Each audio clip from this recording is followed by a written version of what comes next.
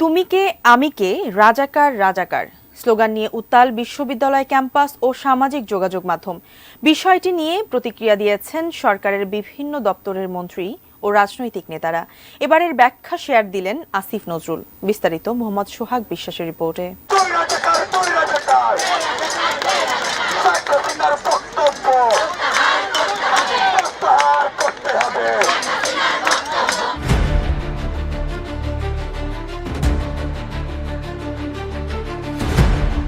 রাজাকার শব্দ নিয়ে সরকারি দলের নেতারা বিরূপ মন্তব্য করলেও রাজাকার শব্দটি শিক্ষার্থীরা কেন বলেছেন তা নিয়ে ঢাকা বিশ্ববিদ্যালয়ের আইন বিভাগের অধ্যাপক ডক্টর আসিফ নজরুল একটি মন্তব্য শেয়ার করেছেন, যেখানে বলা হয়েছে তুমি কে আমি কে রাজাকার রাজাকার। আমরা জানি রাজাকার শব্দটি আমাদের সবচেয়ে ঘৃণিত শব্দ, তাহলে শিক্ষার্থীরা নিজেদেরকে রাজাকার কেন বলছে? আদিত্য পিয়াসের পোস্ট করা একটি লেখা শেয়ার করে আসিফ নজরুল বলেন, কেউ একজন আন্দোলনরত শিক্ষার্থী সমাজকে রাজাকার বলেছেন, সেই প্রতিবাদে সীমাহীন দুঃখ কষ্ট বুকে নিয়ে বেকারত্বের অভিশাপে জর্জরিত অধিকার বঞ্চিত শিক্ষার্থী সমাজ নিজেদেরকে এই রাজাকার বলাটা যে একটি শক্তিশালী আয়রনি, অনেক বড় একটি প্রতিবাদ, এই সামান্য বিষয়টি আমাদের আশপাশের অনেক বলদ বুঝবে না। এই সামান্য জিনিস বোঝার জন্য মাথায় কিছু জ্ঞানও তো থাকতে হয়।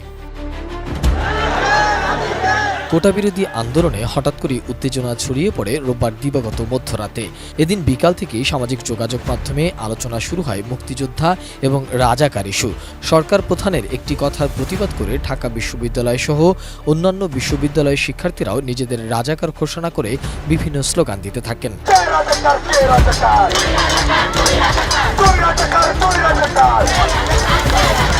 একটা সময় ঢাবির হল থেকে বের হয়ে রাতে শাহবাগে মিছিলে জড়ো হন শিক্ষার্থীরা।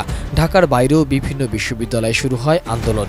বিক্ষোভ মিছিল নিয়ে রাস্তায় নেমে আসেন শিক্ষার্থীরা, স্লোগান দিতে থাকেন তুমি কে আমি কে রাজাকার রাজাকার। এছাড়াও আরও বিভিন্ন স্লোগান দেন তারা। শিক্ষার্থীদের এমন স্লোগান নিয়ে চলছে নানা আলোচনা সমালোচনা।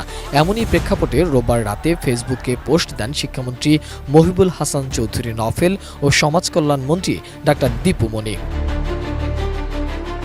শিক্ষামন্ত্রী রোববার তার ফেসবুক পেজে পোস্ট করে লিখেছেন, যাদের মুখ থেকে বের হয় আমি রাজাকার, তারা প্রমাণ করেছে তারা এ যুগের সাচ্চা রাজাকার।